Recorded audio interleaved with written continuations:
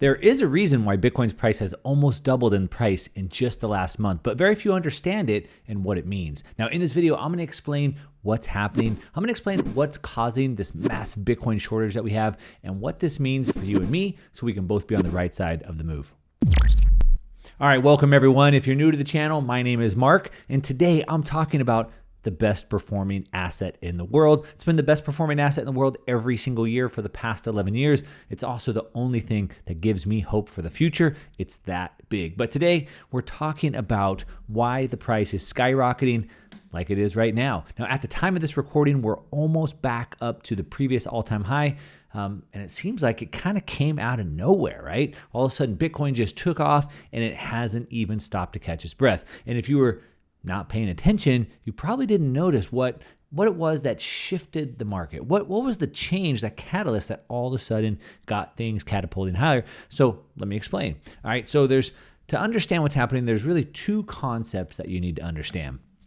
First is competition. All right. Now, competition it's a beautiful thing. It inspires us. It pushes us.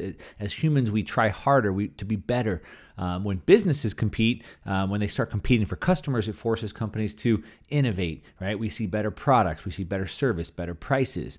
All right. Now, the second thing that you have to understand is the economic law of supply. All right. The law of supply, I talk about this all the time, which is basically with all factors being equal, as the price of a good or service increases, the quantity of goods or services that the suppliers offer will also increase, right? So as more people want it, more people will provide it. That's basically what it says. And vice versa, the law of supply says that as the price of an item goes up, suppliers will attempt to maximize their profits by increasing the quantity offered for sale. So as the price goes up, suppliers try to get more into the market so they can make more of that money, all right? It's such a simple concept, but it's also the most powerful. Now, regardless if you're trying to understand the stock market, trying to figure out the real estate market, trying to figure out cryptocurrencies, it always boils down to supply versus demand. So back to the law. It states that as the price of an item goes up, suppliers will attempt to increase the quantity offered for sale. But what if there is no more quantity? What if there is no more supply, right?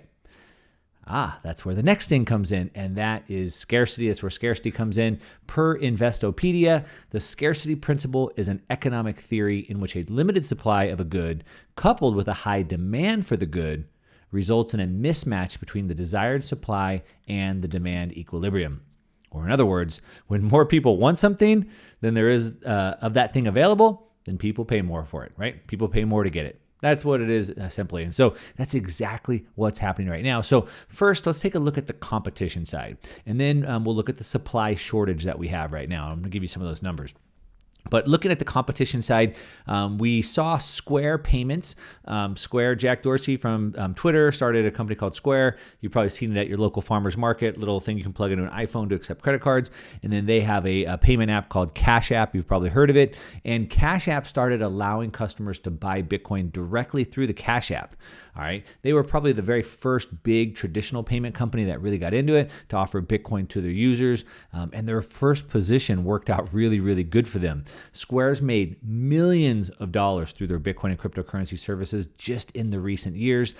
In August, Square reported revenue from Bitcoin hit a staggering $875 million in the second quarter, almost $1 billion they made just from providing Bitcoin services in the second quarter. That's up 600%, a 6 times gain year on year from the year previously, and yielding about $17 million in profit. So did pretty good for them, right? Now, as big as that dollar amount is, it's also been reported that Square's Cash App is estimated to be buying about 40% of all the newly mined Bitcoin supply.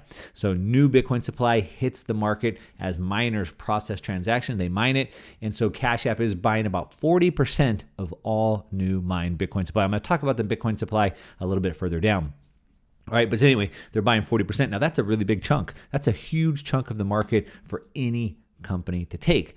But of course, like I said, as competition does, once a smaller player innovates and figures out something, right, whether it's a new product, a new niche, whatever, then the bigger players, they want to come in. And that's exactly what's happening. So now payment processor PayPal has decided that they don't want to sit on the sidelines anymore. They see Cash App making all this money, $1 billion almost in a quarter, and they want a piece. Of course they do, right? So they've been watching Square basically steal the market and, like I said, rake in tens of millions of dollars. So last year, PayPal, they were involved in that Facebook Libra thing, if you remember that. We talked about that quite a bit. And basically, that's all fallen through, and PayPal has pulled out of that, all right?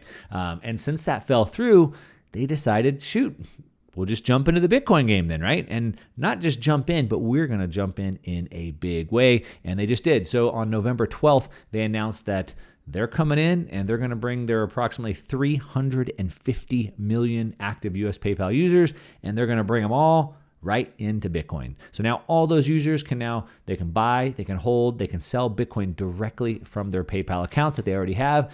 And they have purchase limits up to $20,000, which is pretty big. If you've ever tried to buy Bitcoin on a regular exchange, you know how difficult it can be to even get to that number.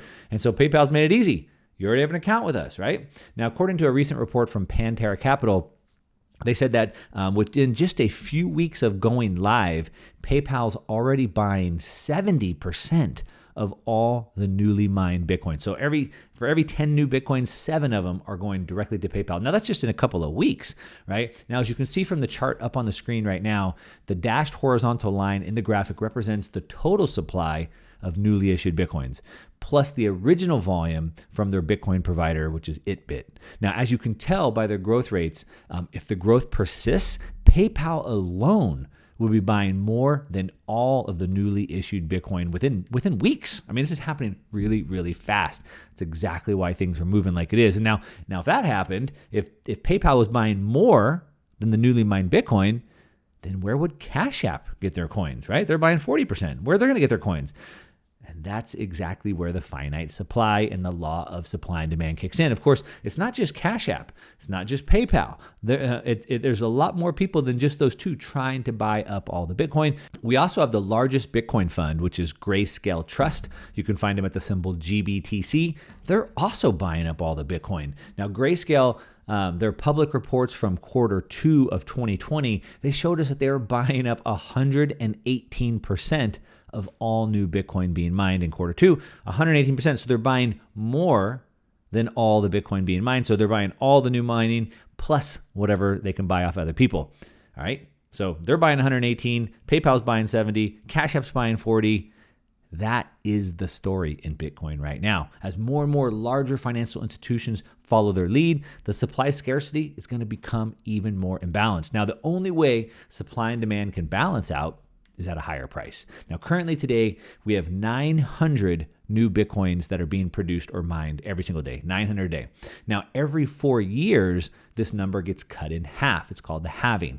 Now, this just happened in May of this year, in May of 2020, and we saw the daily new Bitcoins, the amount of new Bitcoins released every day, dropped from 1,800 a day to 900 a day. And of course, in 4 more years, it's going to drop again to about 450 new Bitcoins per day. But when you figure out that there's billions of people in the world, 900 new Bitcoin per day doesn't sound like a lot, does it? Now, especially when you have Grayscale buying up 118% of the supply, PayPal buying up 70%, Cash App buying 40%. If you're doing the math, that's way more demand than there is supply. And of course, that doesn't take into account the institutions, the hedge funds, the corporations that are buying hundreds of millions of dollars on Bitcoin. Okay, so now the last piece I want to cover is many are wondering, is PayPal coming into Bitcoin? Is it a good thing or is it a bad thing? So I want to break that down in just a couple quick points. Now, obviously, PayPal, they're a household name, right? People trust it. People use it. They already have accounts set up. They're already linked up with their credit cards, their bank accounts. They already know how to use them and all those things, right? PayPal's super easy to use. Now, previously, one of the holdbacks to Bitcoin was the friction that it was too hard to use. It was too complicated to be used as a traditional exchange. You would have to go through, all different types of confirmation, as I said, to get those buy limits up. And you'd have to take a selfie with you and your passport. You have to upload utility bills and all these things. And you got to wait days or weeks to even get your account activated. And then after that, you probably still have pretty low daily limits. But now with PayPal, it's easy to use. The interface is there. I already have an account. 300 million people with an account. They can just instantly click a button to buy Bitcoin, Ethereum, some other cryptocurrencies as well. And then boom, the results, right? The results are there. The results are already apparent. Look at the price that we've seen. Now, when you buy Bitcoin and other cryptocurrencies through your PayPal account, you do need to know that you can't actually take possession of it, all right? So that means that you can't store it on your own, and you really actually can't transfer it to others. So it's kind of like if you were buying gold through an ETF, you're going to make money if Bitcoin goes up. So you own it, but they hold it for you. If the price goes up, you're going to make that money. But in order to ever really get the Bitcoin, you're going to have to sell it back to PayPal, take the money that you made, and then you're going to have to go buy it somewhere else and download it, all right? And that's if you actually want to take custody of it. Now, of course, that's one of the main features of Bitcoin. We don't need the bank anymore. The bank performs 3 functions, right? They store our money, they handle payments for our money, and then they do lending. Well, we don't need them to store our Bitcoin. We don't need them to handle our payments for Bitcoin.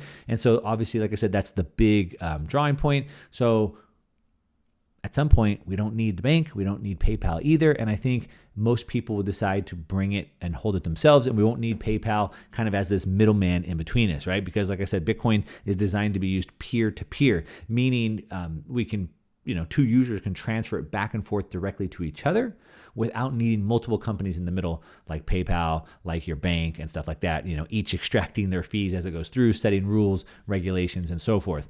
But I still view PayPal's move as a good thing, right? I think it's going to bring more users, 350 million users into the space right away. It's going to bring more awareness. It's going to bring more adoption. We're going to see PayPal make it really easy to spend and receive Bitcoin through their entire merchant program that they have.